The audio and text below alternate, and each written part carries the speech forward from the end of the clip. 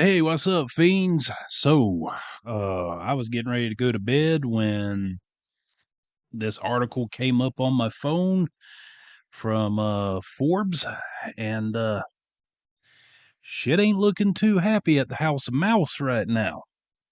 Seems Disney Plus has lost 2.4 million subscribers in 2022, and they have also lost 123 billion in revenue.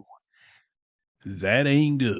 And I think we kind of all can guess why this has happened without really coming right out and saying it, which I'll say it. I really don't give a shit.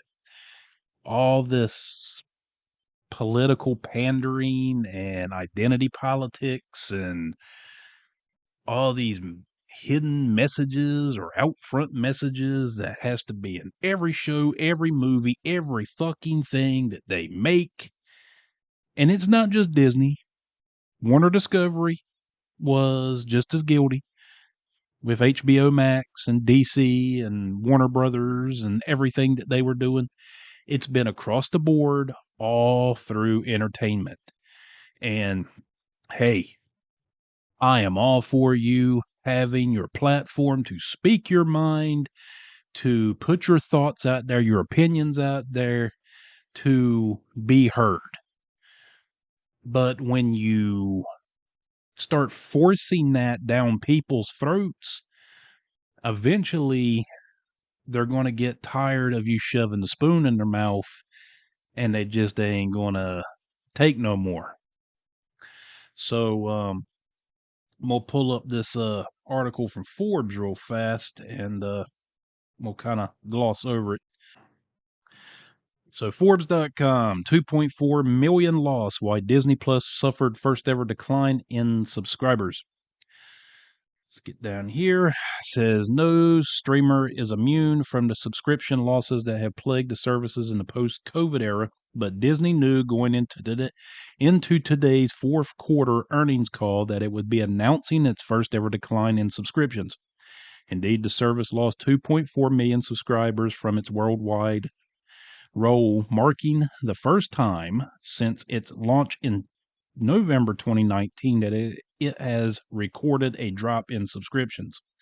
The news was expected, though Disney Plus suffered a bigger decrease than analysts had anticipated. It marked the first time Bob Iger had presented the results since returning to the CEO role late last year following the board's oust of Bob Chapek. Iger addressed the Disney Plus subscriber drop amid other questions about concerns that led to Chapek's dismissal. Chapek, however you say his freaking name, says investors appeared placated. Disney stock rose in after-hours trading, buoyed by the news that the company had beaten earnings projections. So why the Disney Plus drop?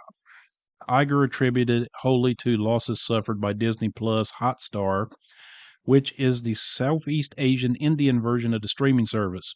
Last year, it suffered a massive setback when it lost streaming rights to the Indian Premier League, the hugely popular cricket league in India. After that setback, Disney had lowered growth projections for the Disney Plus Hotstar service and prepped investors for a decline, though it was a bit more than the company thought. Says still, Disney Plus did show continued promise domestically. Subscriptions were up by 200,000 in the US and Canada, plus other Disney-owned streamers, Hulu and ESPN Plus, were up by 800,000 and 600,000 respectively. Disney Plus now has 161.8 million subscribers, including Disney Plus Hotstar subscriptions. That's well behind industry leader Netflix, though Disney has argued before that it paces ahead when you include Hulu and ESPN Plus. Can't do that. They kind of have to be their own separate thing with those numbers. Netflix recently reported better than expected growth, adding an eye-popping 7.7 million subscribers in the fourth quarter, with some crediting crediting the new ad-supported tier, which is cheaper than other Netflix offerings, with driving that rise. Still, all the streamers have experienced ups and downs associated with the new world of programming.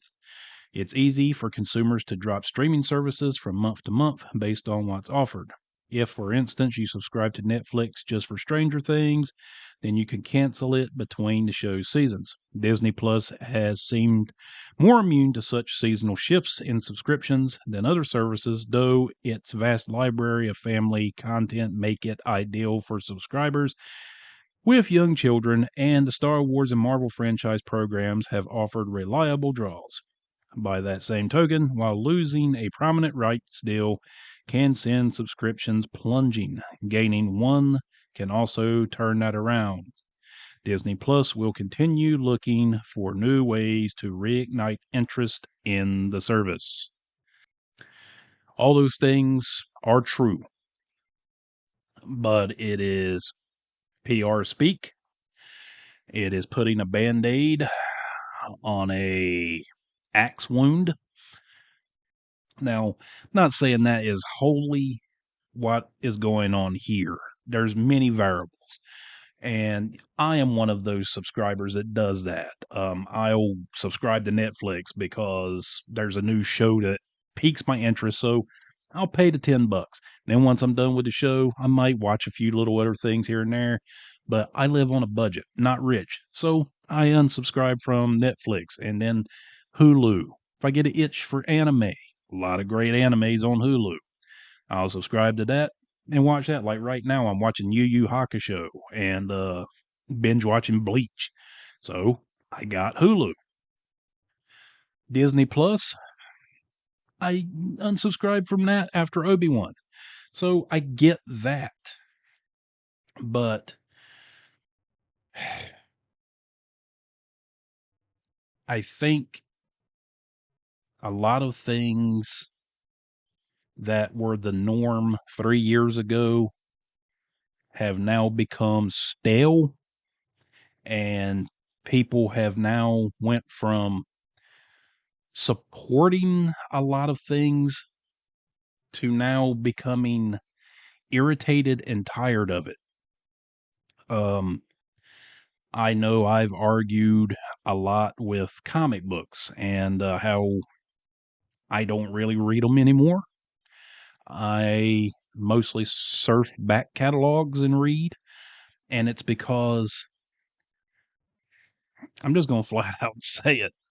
Writers for comic books nowadays, unless they're the old heads that are, like the Snyders and the Tinians and different ones like that, they kind of suck. Not going to lie. Because instead of trying to tell a story, they're trying to get some kind of political message across for whatever reason. Fucking comic nerds don't give a shit about that kind of stuff. Well, we do, but when we sit down to read a comic book, when you sit down, that's just for if you sit down to listen to music, watch a movie, watch a TV show, read a book, read a comic book, listen to an audio book, even draw. What are you doing? You're doing something to escape the world around you, to not focus on all the negatives that are going on in the world. And I'm not saying put blinders on and not look at those things and try to fix them, because they do need to be fixed. But for the sake of everyone's mental capacity and sanity, which is something that is in short supply in this world, sometimes you need an escape. And Disney, Warner Discovery, Netflix, movie theaters, movie companies, books, whatever the hell you fancy. That is our outlet to escape this reality that we live in. Unfortunately, being woke is going to make you go broke. And just like pegging your jeans in the 1980s, it's just a fad that's fading away. Guys, it's been your old buddy John. And before I check out if you want to know what pegging your jeans is. It's not like dirty pegging where we used to tight roll our jeans around our ankles for whatever stupid reason. So there, I explained that. It's nothing dirty. Wanted to just specify. But anyway, this has been your old buddy John, and I'll see you again next time. Woohoo!